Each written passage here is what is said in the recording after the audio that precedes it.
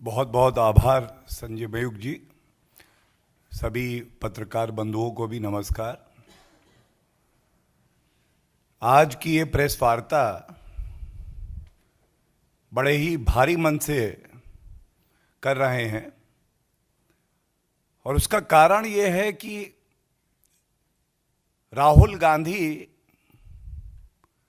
Cambridge university जाते हैं London, और वहां पे एक सेमिनार होता है जिसका शीर्षक था आइडियाज फॉर इंडिया। विदेशी धरती पर अगर कोई नागरिक जाता है और जो धरती का पुत्र होता है, भारत मां से प्रेम करता है, वो अपने देश की एक ऐसी छवि प्रकाशित करता है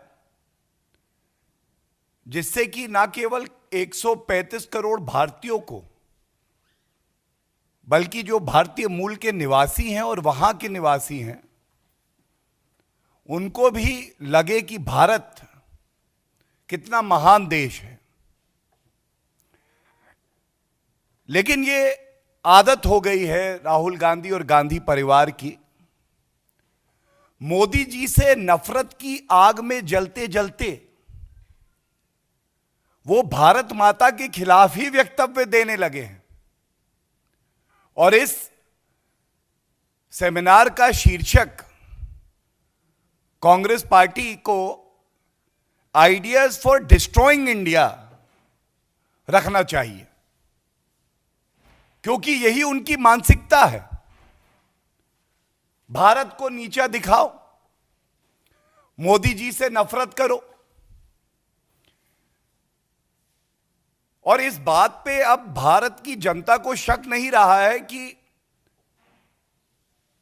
Rahul Gandhi is a habitual offender. ये हर बार गलती करते हैं और दूसरी बार इनके सामने केवल एक ही लक्ष्य होता है कि अपनी पिछली गलती से बड़ी गलती मैं कैसे करूं। एक अपरिपक्व नेता, एक पार्ट टाइम पॉलिटिशियन,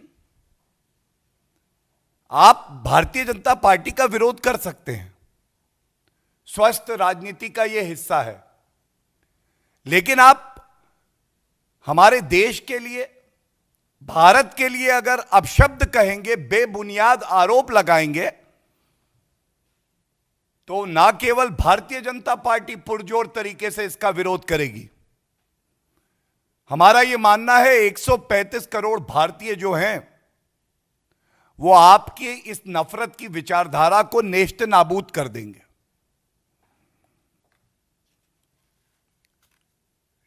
यह भी एक सवाल आता है कि क्या यह संयोग है या प्रयोग है। एक हताश कांग्रेस और उसके एक विफल नेता राहुल गांधी जब भी विदेशी धरती पर जाते हैं, चाहे वो लंदन हो, बर्कली अमेरिका में हो, सिंगापुर हो, उनके वक्तव्य कहीं ना कहीं ये दर्शाते हैं कि आज की कांग्रेस पार्टी 84 से लेके अब तक जो मिट्टी का तेल हाथ में लेके चलती है ना, मुझे दिखाओ चिंगारी, मैं डालूंगा मिट्टी का तेल, वो मिट्टी का तेल बुझा नहीं है। आग लगी रहे देश में, सौहार्द बिगड़ा रहे, एक प्रगतिशील मजबूत भारत श्री नरेंद्र मोदी जी के नेतृत्व में कैसे बन रहा है। और सबसे पहले मैं शुरुआत करूंगा, ये मिट्टी का तेल, राहुल गांधी कहते हैं कि बीजेपी ने देश में मिट्टी का तेल छिड़का है। नहीं राहुल गांधी जी, मिट्टी का तेल तो कांग्रेस पार्टी छिड़कती है। और बड़ी जिम्मेदारी से मैं कहता हूं, 1984 का जो नरसंहार हुआ, जो कांग्रेस पार्टी के नेताओं ने कत्लेआम करवाया, उस मिट्टी के तेल को डालने वाले कांग्रेस पार्टी के ही नेता थे। और ये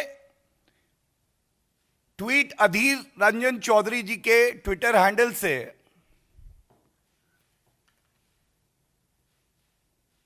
21 मई 2022 क्या कहता है? राजीव गांधी की तस्वीर दिखा के, when a big tree falls the earth shakes. जब बड़ा पेड़ गिरता है तो धरती हिलती है, और जब धरती हिलती है तो कुछ हजार नागरिक मार दिए जाते हैं। यह हालत है आज कांग्रेस पार्टी में, और यह कांग्रेस पार्टी के एक विफल पार्ट टाइम अपरिपक्व नेता मिट्टी के तेल की बात करते हैं। 8 साल विपक्ष में रहने के बाद कांग्रेस पार्टी को ऐसा लगने लगा है कि विपक्ष की केवल एक ही भूमिका होती है, हाथ में मिट्टी का तेल लेके चलो, लोगों को भड़काओ, दंगे बढ़ाओ। अगर विदेशी धरती पे हो तो भारत की सारी अच्छाइयों को छुपा के केवल बुराई करो, और वो भी झूठ बोलकर। नहीं राहुल गांधी जी, भारतीय जनता पार्टी से ही सीख ले लीजिए। विपक्ष में दशकों रहे, लेकिन हमेशा अगर भूमिका निभाई तो एक सकारात्मक विपक्ष की। सत्तारूढ़ कांग्रेस को कमियां तो बताई, लेकिन सत्ता का लालच नहीं था कि सत्ता पाने के लिए हम देश का नुकसान कर देंगे। दूसरी आपत्तिजनक टिप्पणी जो उन्होंने करी है, उन्होंने कहा कि भारत में पाकिस्तान जैसे हालात हैं। राहुल गांधी जी, यह भी हमें पता है कि आपको पढ़ने लिखने में ज्यादा रुचि नहीं है। मैं केवल आपको इतना बता दूं कि जब से भारत आजाद हुआ, सरकार किसी भी पार्टी की रही हो, हमेशा लोकतंत्र का राज भारत में रहा। और पाकिस्तान वो मुल्क है, आजादी के 75 वर्षों में आधे समय वहां पे तानाशाह हुकूमत रही। यहां पर भारत श्री नरेंद्र मोदी जी के नेतृत्व में आज पूरे विश्व को दिशा दे रहा है। चाहे वो पर्यावरण का मामला हो, चाहे आतंकवाद का मामला हो, और चाहे पूरे विश्व में वैक्सीन देकर वसुधैव कुटुंबकम की किसी ने बात को चरितार्थ किया हो, तो वो भारत है। और खबरदार राहुल गांधी, अगर एक आतंकिस्तान से, ऐसे मुल्क से जिसके पास इतने साधन भी नहीं है कि वो अपने देश को चला सके, भीख का कटोरा लेके कभी एक मुल्क की तरफ देखता है, दूसरे मुल्क की तरफ देखता है, उसकी तुलना आपने भारत से करी। भारत महान था, भारत महान है, और भारत महान रहेगा। और मुझे यह विश्वास है कि 135 करोड़ भारतीयों की यह बुलंद आवाज आप तक लंदन में भी पहुंचेगी।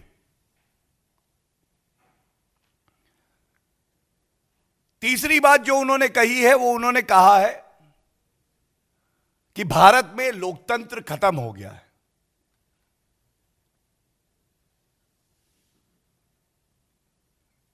भारत के इतिहास में अगर काला अध्याय कोई है तो वो आपातकाल है, जो स्वर्गीय प्रधानमंत्री इंदिरा गांधी जी ने लगाया। तब लोकतंत्र पे एक हमला हुआ।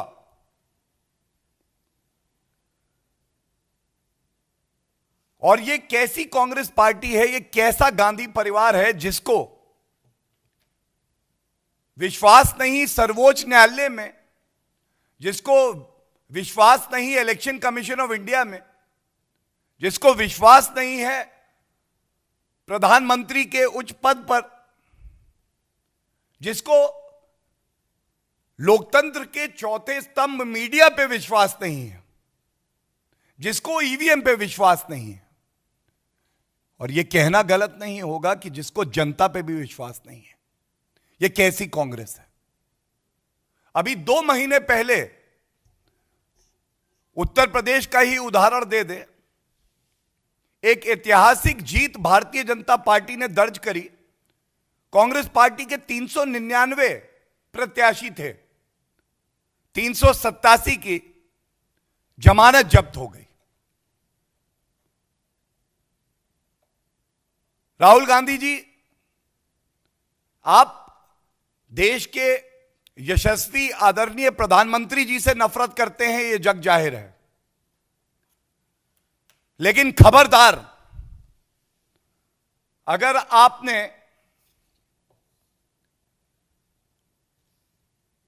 हमारे देश के खिलाफ एक शब्द भी कहा,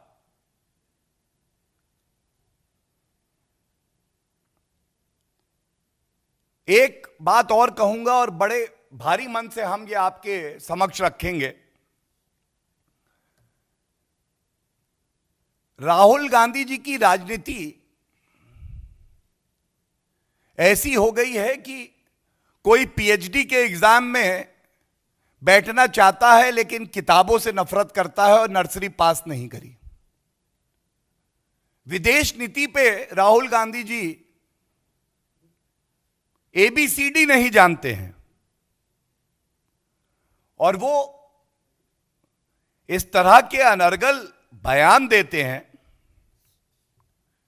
राहुल गांधी जी कहते हैं कि लद्दाख में हालात यूक्रेन जैसे हैं।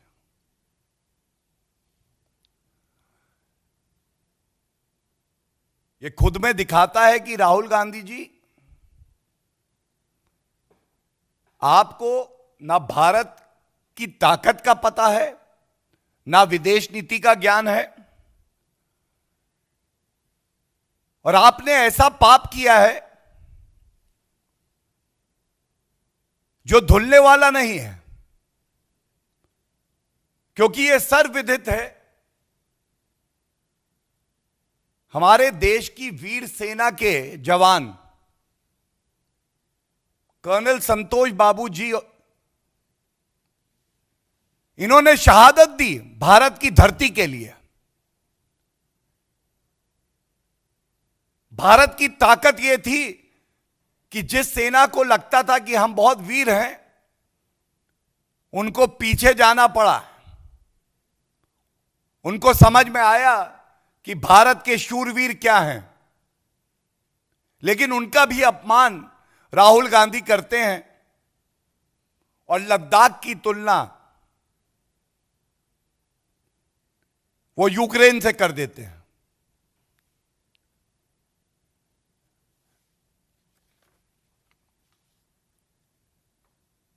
मैं सिर्फ इतना ही कहूंगा कि आज भारत श्री नरेंद्र मोदी जी के नेतृत्व में आगे बढ़ रहा है। आप अगर एक सकारात्मक भूमिका निभाएंगे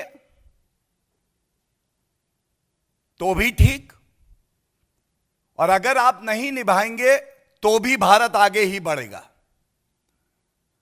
और अंत करूंगा यही याद दिलाते हुए,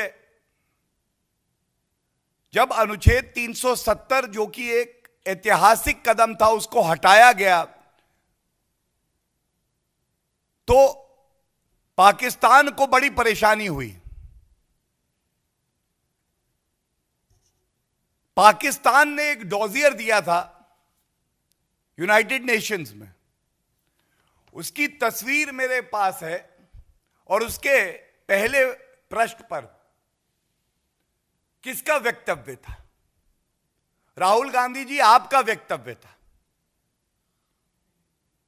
आप पाकिस्तान से नजदीक हो गए, अपने देश और देशवासियों से दूर हो गए।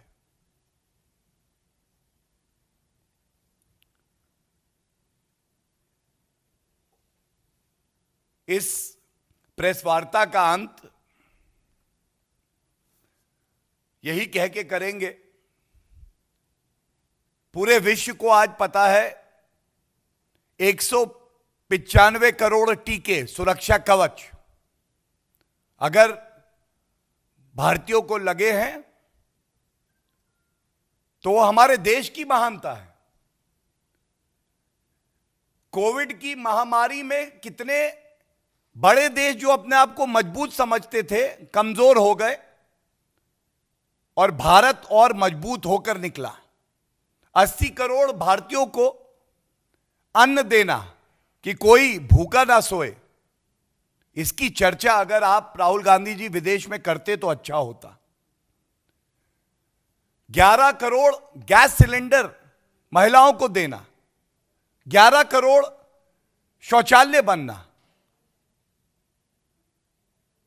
आप तुलना ऐसे देशों से करते हैं जिनकी मदद आज भारत कर रहा है। नफरत का मोतियाबिंद अगर किसी को हुआ है तो वो राहुल गांधी हैं। और बड़े भारी मन से हम कहते हैं, ठीक है आप विपक्ष में हैं, विपक्ष का मतलब ये कतई नहीं है कि आप नफरत की आंधी में भारत को नुकसान पहुंचाएं। धन्यवाद।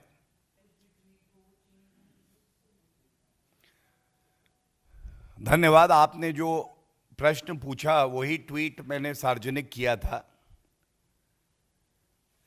ये जब पार्ट टाइम राजनीति आप करते हैं और नफरत से भरे होते हैं तो अक्सर आपका जो असली चरित्र है वो बाहर आ जाता है।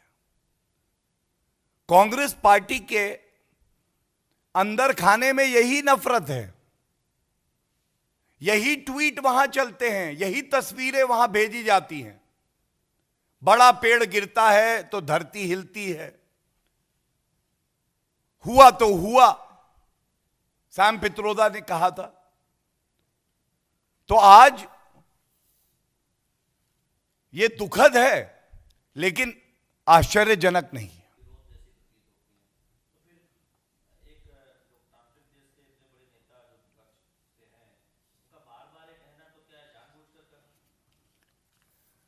मैंने कहा कि अपरिपक्व हैं, पार्ट टाइम हैं, नासमझ हैं, ये देश की जनता जानती है। लेकिन ऐसे वक्तव्य जब बार बार आने लगे तो ये कहना गलत नहीं होगा और बड़ी जिम्मेदारी से कह रहा हूं, ये देश के साथ गद्दारी है। आपको सत्ता का सुख भोगना है, उसके लिए अगर आपको देश का नुकसान करना पड़े तो गांधी परिवार कर सकता है, यह इस बात का प्रतीक है। लेकिन जैसा मैंने पहले भी कहा, यह देश महान था, महान है और महान रहेगा। अगर 1 लाख राहुल गांधी जैसे नासमझ नेता नफरत रख के आएंगे तो भी इस देश के पास यह ताकत है कि उनको नेस्त नाबूद कर देगा।